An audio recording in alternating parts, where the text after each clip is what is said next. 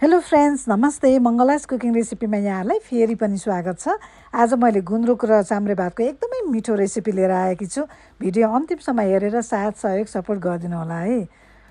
ल, मैले यहाँ एउटा कराई बसालेँ। कराई तातेपछि चाहिँ घिउ राखेँ एक ठुलो चम्चा मजाले, अनि चामल राखेँ। अब यो चामल चाहिँ 2 घन्टाभन्दा बढी भिजायो भने चाहिँ राम्रो हुन्छ, टुक्रिँदैन।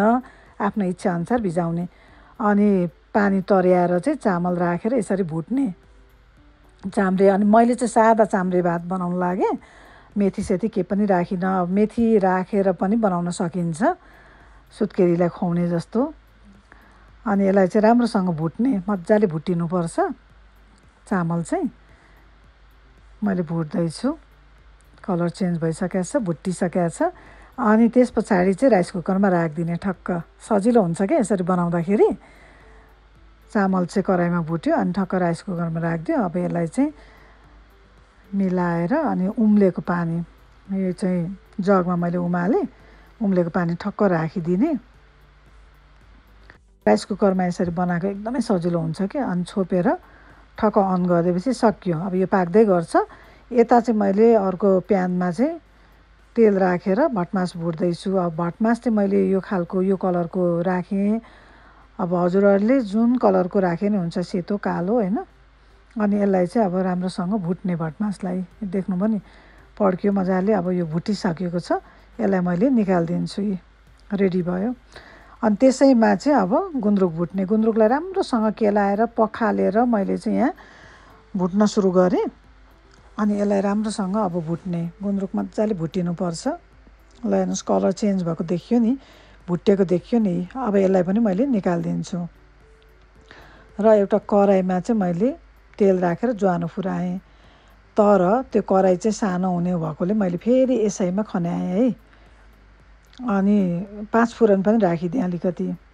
त्यस पछाडि खुर्सानी, अब आफूलाई कतिको खुर्सानी मनपर्छ पिरो, त्यो अनुसारले खुर्सानी राख्ने। यो चाहिँ अलिकति पिरो खुर्सानी छ, चाडा राखेँ मैले। अनि प्याज राख्ने। खुर्सानी अलिकति फुराइसकेपछि प्याज राख्ने।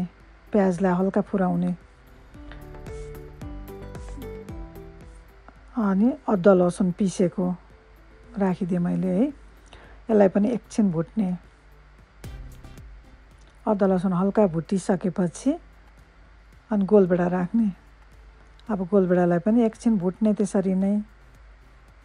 अनि मसला राख्ने। मसलामा चाहिँ धनियाँ, जिरा, गरम मसला, किचन किङ मसला राखेँ मैले, नुन अनि कश्मिरी चिल्ली र बेसार राखिदिने।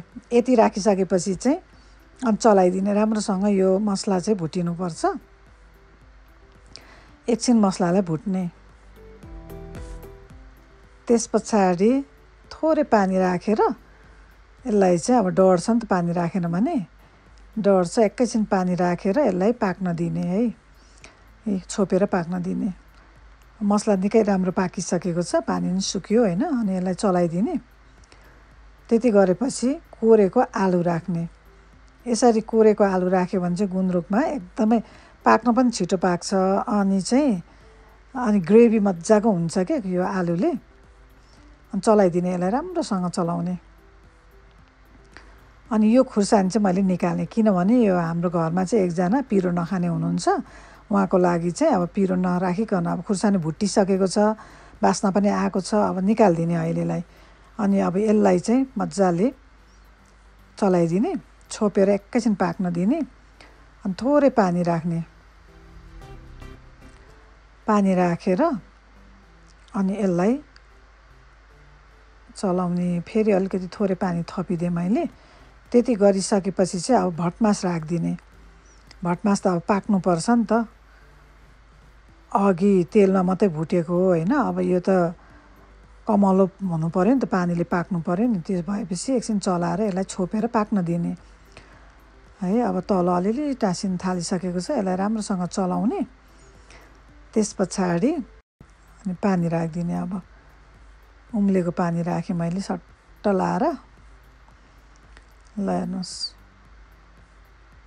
झोल कति आफूलाई चाहिन्छ त्यो अनुसारले पानी राख्ने, चलाउने राम्रोसँग।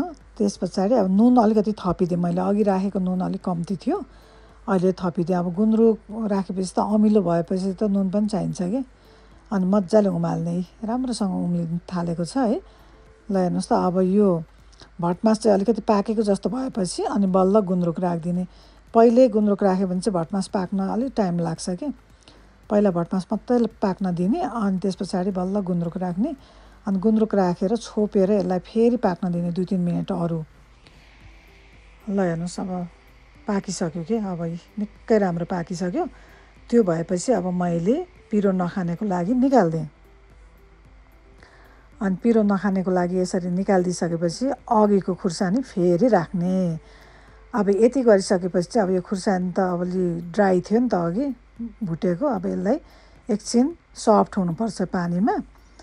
त्यो भएर छोपेर एकछिन पाक्न दिउँ 1-2 मिनट। अनि यता चाहिँ अब चाम्रे भात कस्तो भयो हेरौँ। पाकिसक्यो हाम्रो भात। ल हेर्नुहोस् कस्तो राम्रो भएको छ कि, एकदमै राम्रो बनेको छ। यसलाई अब छोपेर राखिदिने। यता अब खुर्सानी पनि अलिकति सफ्ट भयो। अब यसलाई किचिदिने, मजाले किच्ने। किचेपछि यो पिरो आउँछ कि यसबाट। अनि त्यति गरेपछि अब घरमा पिरो नखानेलाई पनि भयो, पिरो खानेलाई पनि भयो। यसरी पकायो भने सजिलो हुन्छ कि यसरी पकाइदियो भने। अनि सबैजना खुसी हुने भयो नि त घरमा परिवार। ल अब गुन्द्रुक त पाक्यो, तयार भयो। अब हजुरहरूलाई मेरो भिडियो कस्तो लाग्यो, मेरो भिडियोलाई लाइक सेयर कमेन्ट गरिदिनु होला। मेरो च्यानलमा नयाँ हुनुहुन्छ भने प्लिज मेरो च्यानललाई सब्सक्राइब गरिदिनु होला। चाम्रे भात र गुन्द्रुक यसरी बनाएर खानुहोस्, एकदमै मिठो हुन्छ, पल्किनुहुन्छ हजुरहरू।